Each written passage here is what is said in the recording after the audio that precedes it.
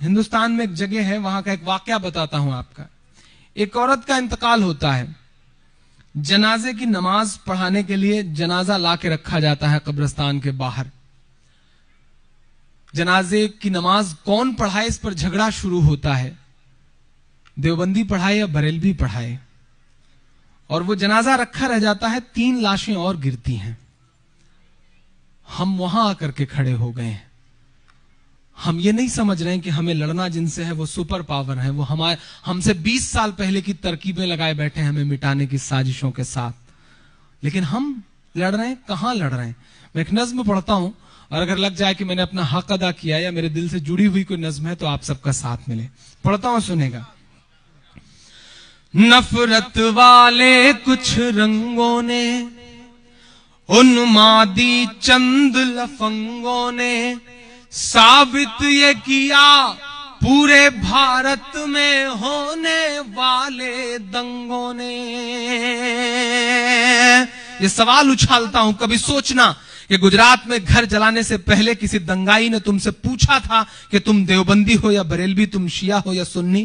کبھی پوچھا تھا مظفر نگر میں مارنے سے پہلے تمہیں کہ تم دیوبندی ہو یا بریلوی، وہابی ہو یا سنی ہو؟ نہیں، کسی نے نہیں پوچھا. ان کے لیے صرف ایک بات معنی رکھتی تھی کہ تمہارے نام کے ساتھ میم جڑا ہوا ہے. میں نظم پڑھتا ہوں.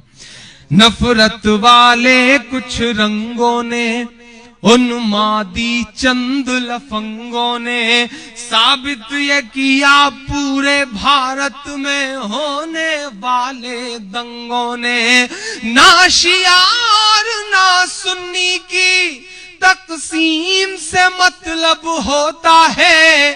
اب سچا مصرع ہو تو مجھے حوصلہ دینا. نہ شیعہ نہ سنی کی تقسیم سے مطلب ہوتا ہے.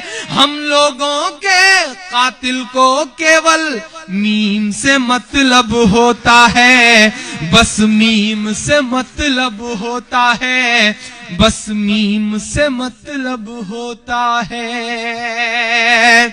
کہ ہم کبھی بریلوی میں الجھے، ہم کبھی وہابی میں الجھے،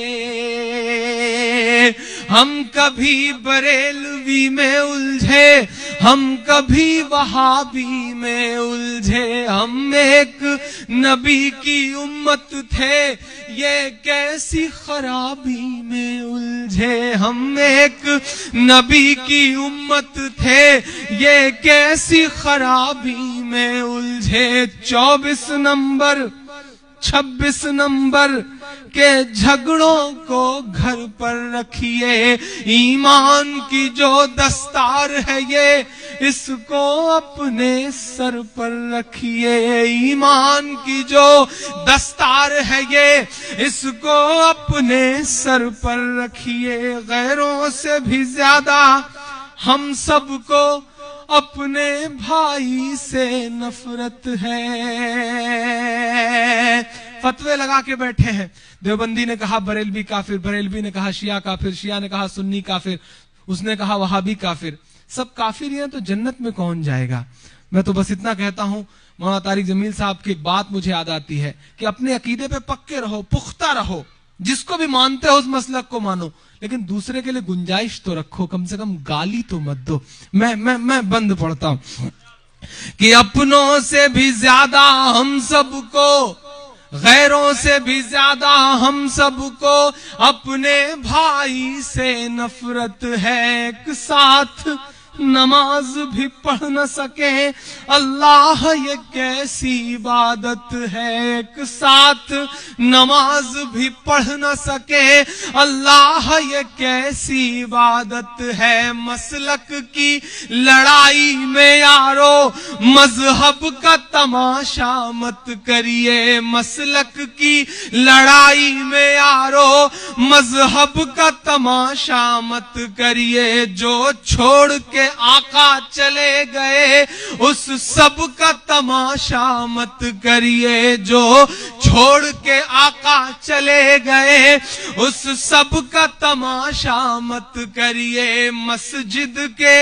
मजारों के झगड़े गर बाजारों में लाओगे, मस्जिद के मजारों के झगड़े गर बाजारों में लाओगे। गुजरात मुजफ्फरनगर है क्या, हर शहर में मारे जाओगे।